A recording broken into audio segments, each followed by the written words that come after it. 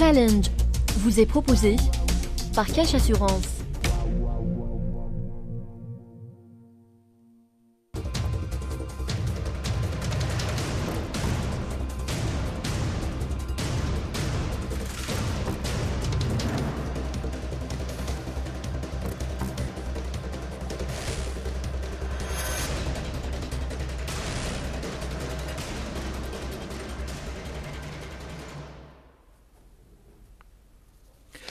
Bonsoir à tous, bienvenue sur Challenge.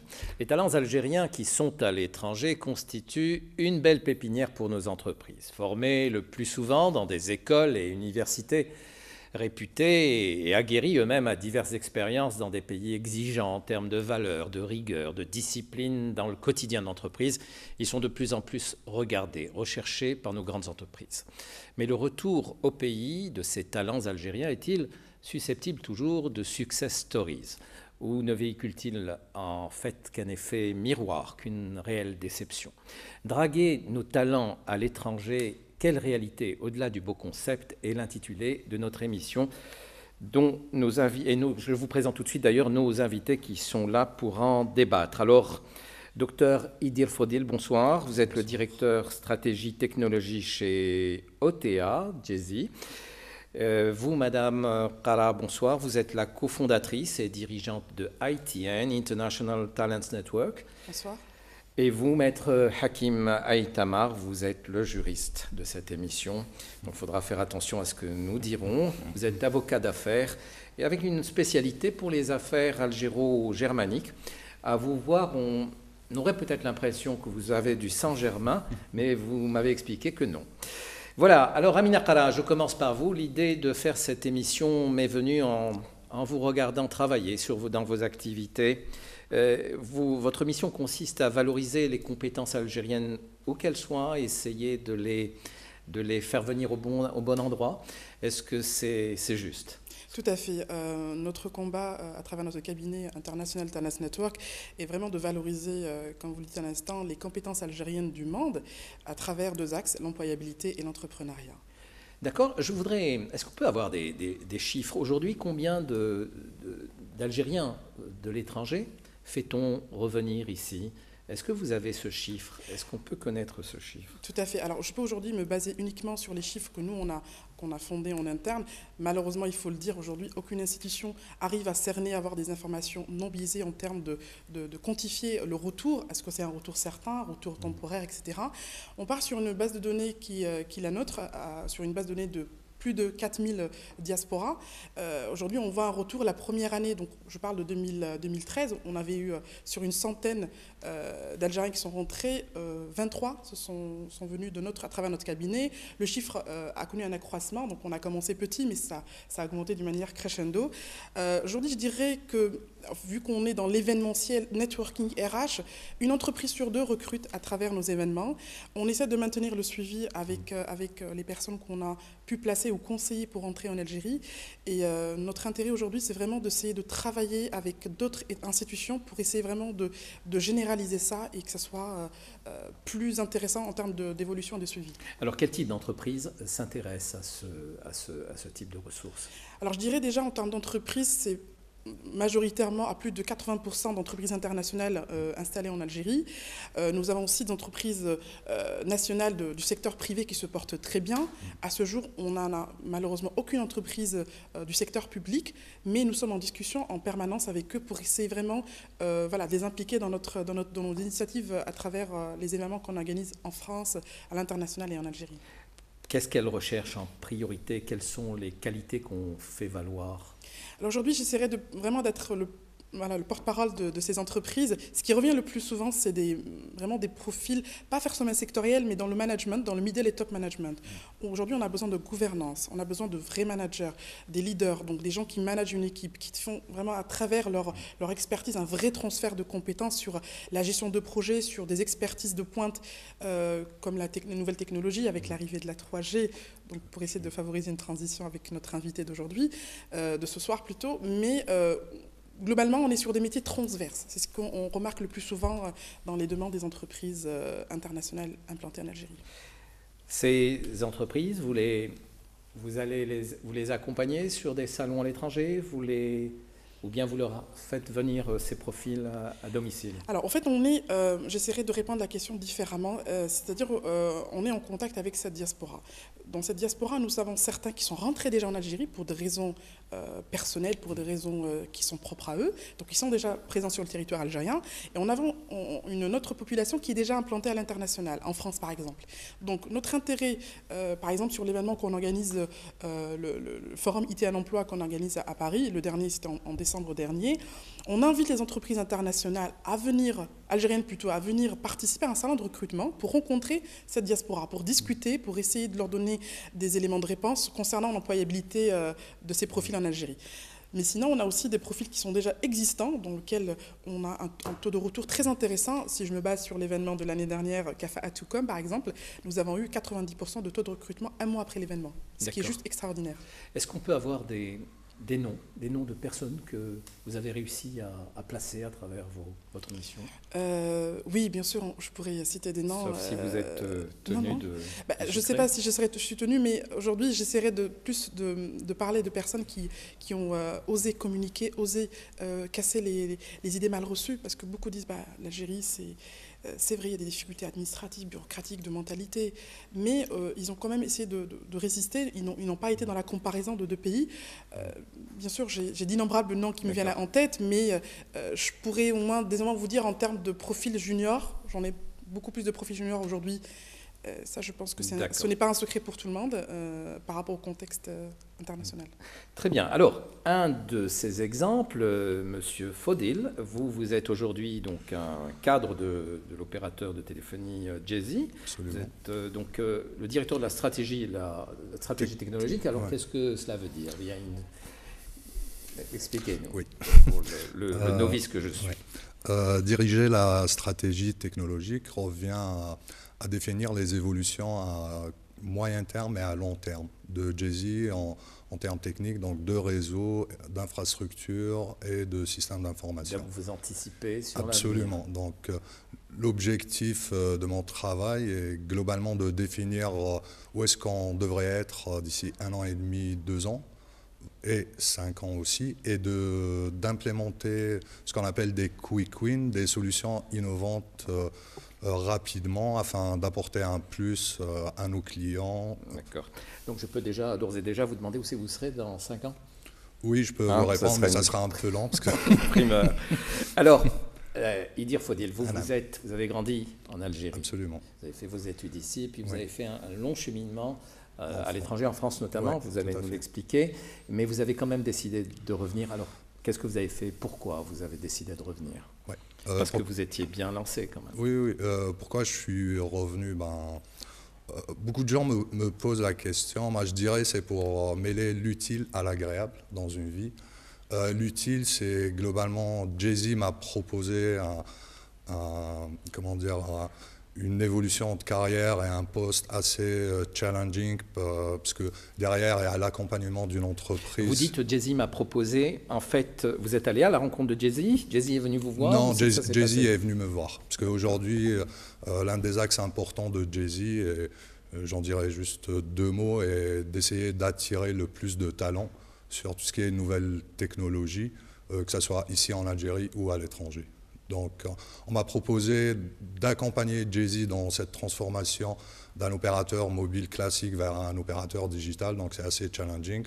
Donc, c'est ça l'utile. Ça me permet aussi d'apporter des compétences que j'ai acquises au long de 17 ans en France et aussi de m'enrichir avec mes collègues chez Djezzy. Donc, ça, c'est la partie utile. Donc, c'est le travail. L'agréable, c'est globalement, c'est de revenir chez soi en Algérie, de vivre au sein des siens, profiter du soleil algérien. Et le désagréable?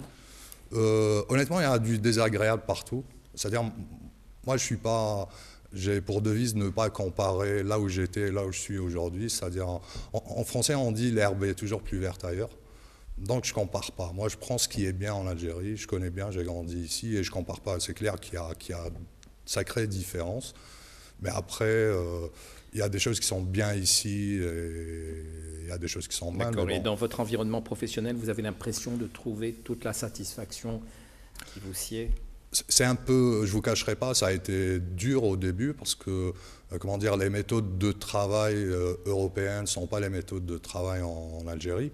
Après, donc, arriver et dire je calque les méthodes de travail européennes directement en Algérie, c'est faux. Il faut apprendre, il faut s'adapter et trouver le juste milieu, c'est-à-dire trouver le moyen de collaborer efficacement avec les gens qui sont toujours là. Alors, vous regardez autour de vous, notamment dans des entreprises telles que la vôtre, il y a beaucoup de talents de l'étranger qui sont souvent eux-mêmes étrangers, totalement étrangers.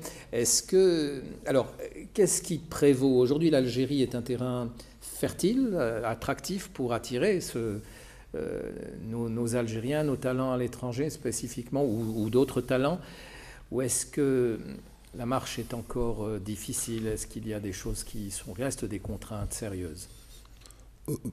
Personnellement, j'ai eu certaines contraintes au départ qui ont été levées petit à petit. Donc aujourd'hui, j'ai pas beaucoup de contraintes. Ce qui reste un peu la seule contrainte, c'est quand on a des enfants, c'est tout ce qui est école, tout ce qui est logement et tout. Mais je pense que c'est le quotidien de tout le monde, donc c'est pas propre aux gens. Est-ce que c'est fertile? Moi, je dirais oui. Quelqu'un qui veut voir une concrétisation d'idées, je parle dans mon domaine, nouvelles technologies, de voir réellement des choses changer, de les faire évoluer, honnêtement, ça peut se faire aisément en Algérie. Et voilà, ça peut se faire aisément en Algérie. Après, je pense qu'il y a quelque chose qui est important en Algérie, et chez Jay-Z, on travaille là-dessus, c'est le knowledge acquisition, c'est-à-dire qu'il faut qu'on investisse de plus en plus sur l'acquisition des compétences et sur l'acquisition des formations. C'est-à-dire, aujourd'hui, c'est la clé de voûte de tous les succès. Donc, pas juste compter sur ramener des gens, des Algériens de l'étranger ou d'autres compétences, mais investir sur la formation des gens en Algérie. Très bien. Alors, Maître Hakim Aïtamar, un petit peu le même parcours. Il n'est pas technologique cette fois, il est plutôt juridique. Vous grandissez ici, vous faites le début de vos études supérieures, puis vous allez à l'étranger pour vous parfaire. Alors, qu'est-ce que vous avez fait notamment, ce que j'aimerais savoir. Et puis, vous aussi, vous avez eu un parcours intéressant qui vous a mené notamment à épouser les chemins des Nations Unies. Et puis, vous avez fini par revenir. Alors, pourquoi? Et puis, quelle appréciation vous faites de cette attractivité des talents? Merci. Je pense d'abord que aujourd'hui, il y a énormément de gens qui sont comme nous, qui sont à l'étranger ou ici, et qui ont un intérêt ou un autre, même si c'est de la curiosité des fois. Alors, sur ma personne, je suis né à Alger, de Saint-Eugène, donc c'est le vieil Alger. Depuis petit, rouquin en Algérie, c'est pas très commun, mais à Saint-Eugène, il y a peut-être eu des Vikings, il y a longtemps, qui sont passés. Exactement. Donc j'ai fait mon lycée à l'Émir, donc Babelouet, et puis pour faire des études de droit. Pourquoi le droit? Parce que c'est une branche très intéressante, c'est l'organisation sociale, avec des perspectives toujours vers l'international depuis ma jeunesse, toujours intéressé par les langues étrangères. Et ayant terminé mes études, je suis parti en France pour faire mon cursus, terminer mon cursus, et puis j'ai travaillé à l'ONU dans pas mal de pays, entre autres en Afrique. Ma dernière position, en passant par le Soudan et en terminant à Jakarta, en Indonésie, cela m'a permis d'évoluer dans plusieurs environnements très intéressants. Beaucoup de challenges, mais extrêmement enrichissants en termes de cross-cultural environment, comme on dit en anglais. J'ai terminé après à atterrir en Allemagne, où j'ai fait un MBA dans le management et aussi dans le droit international. Et voilà, j'ai découvert une niche extraordinaire, parce qu'il n'y a aucun confrère allemand qui maîtrise l'arabe ou le français. Et en Algérie aussi, je suis le seul qui maîtrise l'allemand, et voilà, et cela m'a permis aussi d'avancer. Et bon, avec la petite guillemets, je ne peux pas faire de publicité sur la profession d'avocat qui est une profession réglementée en Algérie ou ailleurs. Sur la profession d'avocat, vous pouvez, mais pas sur la vôtre.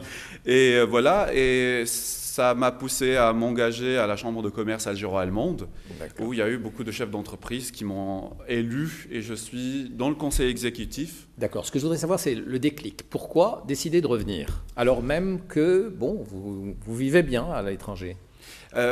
Alors, pour être honnête, c'est pour mes parents. Tout simplement. Je pense que c'est le cœur algérien, on a des vertus. Je suis attaché à mes parents et je paye le prix pour venir les voir.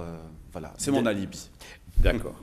Alors vous n'allez pas dans l'entreprise, vous allez au service de l'entreprise, hein, en épousant cette fonction qui est dans l'avocature.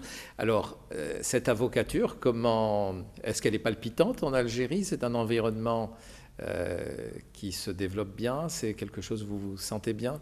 On est engagé, moi et beaucoup de mes confrères, avec des perspectives très positives. On est engagé à garder les vertus déjà acquises dans la profession, au service, bien sûr, de l'entreprise, de l'économie algérienne ou internationale. Parce on doit accepter notre rôle international. Et voilà, on est chacun, de notre façon, son propre ambassadeur. Oui. Mais effectivement, il y a des challenges, il y a des problèmes, comme tout autre secteur. D'accord, même si notre émission Challenge n'est pas un problème. Est-ce que, pour faire un peu d'humour, est-ce que vous êtes aujourd'hui, quel regard vous jetez sur l'attractivité aujourd'hui? Parce qu'il y a certainement des gens qui étaient comme vous ailleurs et qui eux, sont peut-être restés là-bas. Alors, qu'est-ce que vous dites aux gens qui souhaitent venir ici? Est-ce que c'est un terrain aussi favorable, l'Algérie, pour aujourd'hui? Aujourd'hui, plus encore, hein, qu'on a quelques problèmes économiques. Est-ce que c'est toujours un terrain fertile? Alors, je vous renvoie vers une question. Oui. Alors, comment voyez-vous, alors, parce qu'il y a deux perspectives, il y a la perspective macro et micro dans cette configuration. Si vous voulez qu'on parle de perspective macro, il y a énormément, c'est-à-dire l'attraction alliée déjà. C'est-à-dire l'Algérie reste un terrain vierge, il y a tout à faire. Il y a tout à faire. Le micro, bien sûr, il y a des détails. Chacun, il y a des gens qui ont des goûts de luxe, il y en a qui en ont moins, il y en a qui veulent seulement être proches de leurs parents, comme c'est pour mon cas. Il faut bien sûr développer une stratégie. Il n'y a pas de stratégie aujourd'hui. Il y a des acteurs comme c'est-à-dire qu'on le voit aujourd'hui, il y a des acteurs qui a une petite stratégie à un niveau bien petit, certes, mais les potentiels sont énormes. Et là, j'encouragerais, je pense, l'opinion publique, mais aussi... Comment vous jugez le climat des affaires aujourd'hui en Algérie, de votre point de vue d'avocat d'affaires? Si je vous dis que le climat d'affaires est bon, je mentirai. Quand on nous dit qu'il y a des difficultés pour s'épanouir du point de vue familial, social, quand on a vécu à l'étranger, quand on nous dit qu'il y a un environnement où la corruption a fait largement son nid, il y a toute une série de difficultés, de contraintes bureaucratiques notamment. Est-ce que vous les ressentez ces problèmes ou pas? Vous savez, on doit toujours, avant d'aller de l'avant, on doit toujours faire le point. Et j'encourage chacun, c'est un travail de soi, de faire le point, mais de rester positif. Amina Khala, je sais que votre société travaille actuellement sur d'autres pays pour installer des salons, organiser valoriser la diaspora. Voilà, favoriser la diaspora, et donc d'autres diasporas. Tout à fait. Alors, je sais que, certains pays doivent être plus faciles, doivent être plus attractifs pour faire venir. Parce que quand on est une ressource à l'étranger, algérienne ou autre, on fait attention, quand on a eu un certain mode de vie, on souhaiterait qu'il continue ou qu'il s'améliore. Qu'est-ce qu'on vous dit de l'Algérie? Ou est-ce qu'il est plus facile d'inviter d'autres ressources sur d'autres pays? Alors aujourd'hui, je pourrais prendre une comparaison de 3 pays dans lesquels on a commencé à travailler. Et je vous avoue que si on part sur le mode de comparaison, c'est comme si dresser un tableau, donc il y a des avantages, des inconvénients un peu partout. Dans d'autres pays, la loi de 49-51 ne se pose pas. Donc on est soulagé, on crée une entreprise facilement, etc. Les transferts d'argent, tous les dividendes, c'est facile, mais il y a d'autres difficultés. Dans d'autres difficultés, c'est-à-dire que la volonté du pays. Donc là, on est obligé d'investir sur la société civile. Il y a un pays aujourd'hui qui est vraiment touché par l'insécurité, donc on doit déployer des efforts plus importants pour vraiment cette attractivité soit intéressante d'un niveau optimal. Donc je dirais que dans chaque pays a ses avantages et ses inconvénients. Et donc moi je pars du principe, quand je m'engage dans un pays, je ne compare pas. Parce que sinon, je n'avancerai jamais. Donc, et c'est l'état d'esprit dans lequel la diaspora doit aborder pour revenir. Vous avez évoqué tous les deux, même vous l'avez aussi cité, qu'est-ce qui se passe après le travail? Je suis d'accord avec vous, c'est pas, si on doit comparer par rapport à la France, il y a beaucoup de moins en moins d'attractivité pour les enfants et la famille.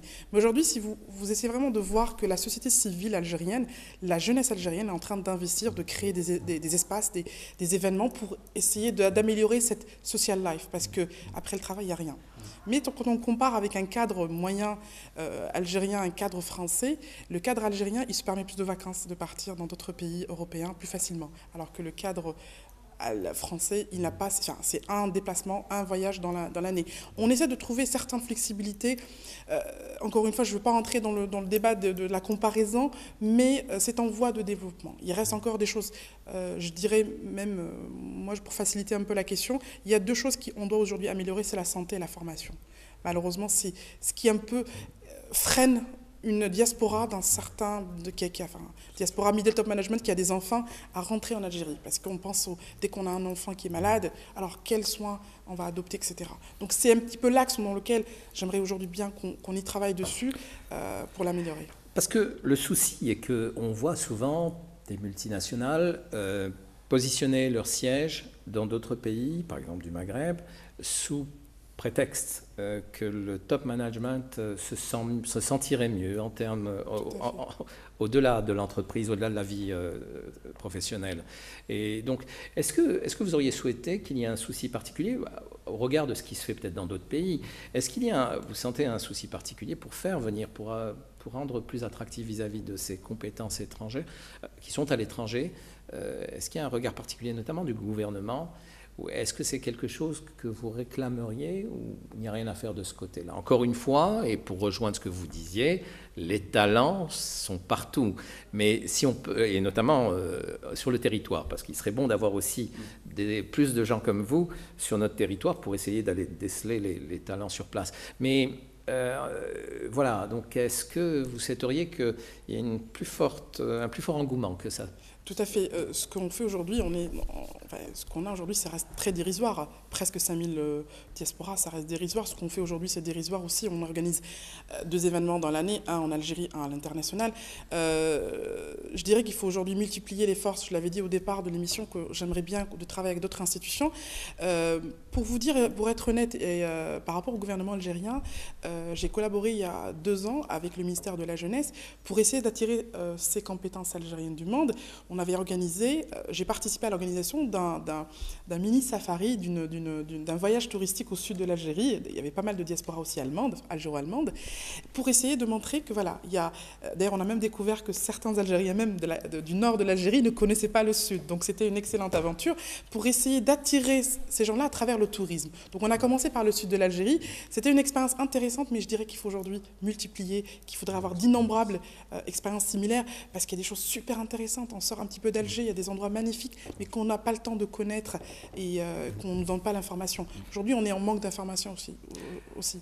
Idir Fodil, vous êtes chez Djezzy, cela fait combien d'années que Djezzy existe? 2002, je crois? 2002, oui. 2002, donc ça fait 15 années. Est-ce que vous faites partie du top management? Oui. Vous êtes combien d'Algériens au niveau du top management? Les directeurs, la majorité sont algériens. Au niveau des officers, il y en a qui sont algériens. Je ne pourrais pas vous donner les chiffres, mais il y a beaucoup d'Algériens. Oui. Donc de ce côté-là, on a vraiment algérianisé oui, la absolument, chose. absolument. D'accord. Est-ce que ça coûte cher de faire venir des talents de l'étranger? Alors, ça coûte cher si on a deux façons de voir les choses. Si nous, notre combat, on milite pour ça, parce que c'est un combat au quotidien, on essaie de freiner un petit peu, ou voilà, de diminuer les contrats d'expatriation. On essaie d'encourager l'entreprise à adopter un package d'expatriation, mais avec un contrat local. Je m'explique. D'apporter les mêmes avantages en termes de rémunération annuelle, mais avec un contrat local, parce qu'ils sont algériens. Donc, on essaie vraiment d'encourager. Un exemple, vous avez un poste qui s'ouvre chez Jay-Z dans le top management. Donc, j'ai 2 fiches de poste, 2 candidatures d'un étranger, on va dire d'un Américain, et d'un Algérien qui, en termes de compétences, ils sont plus ou moins similaires. Donc, je préfère passer par cet Algérien notamment qui est la société algérienne, qui est plus facile en termes de droit de travail, en termes de permis de travail. Et donc déjà, je soulage l'entreprise administrativement et je facilite. Mais en contrepartie, je donne le même équivalent du package expatriation en contrat local. Donc, pour résoudre des problèmes, je citerai ce qui revient souvent, ça peut peut-être vous faire rire, il y a des gens qui disent « moi j'ai envie de rentrer, mais j'ai un souci, moi j'ai acheté une maison en France, en Angleterre, mais j'ai un crédit, comment je fais ?» Donc c'est pour ça qu'on essaye d'apporter ce package expatriation pour pouvoir essayer de gérer ça, et on essaie d'apporter des solutions à ce jour. On a beaucoup de points bloquants, mais on essaie d'engager le dialogue pour ça. Alors, quels sont vos projets immédiats sur l'Algérie maintenant, de ce point de vue-là ? Alors, nous sommes en pleine organisation de la 2e édition de Kafa'a Toucom. Kafa'a veut dire compétence en arabe, Kafa'a. Toucom en anglais, c'est revenir. Et quand on dit d'une seule fois, Kafa'a Toucom, votre compétence. On l'a organisé l'année dernière, ça a été un succès sur le plan événement, sur le plan networking, mais c'est aussi le plan recrutement qui est notre premier objectif. Donc 90% de taux de recrutement juste après l'événement, dont Jay-Z aussi a réalisé ses recrutements. Et pourquoi je parle un peu du côté networking? Parce qu'on essaie de réunir chaque année des success stories, dont certains sont devenus des personnages publics qui sont connus, qu'on les regarde à travers la télé, à travers leur succès, qui sont venus, mais pour certains pour la première fois, parce que leurs parents sont d'origine algérienne, pour partager leur expérience. Là, on réitère cette expérience pour cette année le 23 septembre à Alger.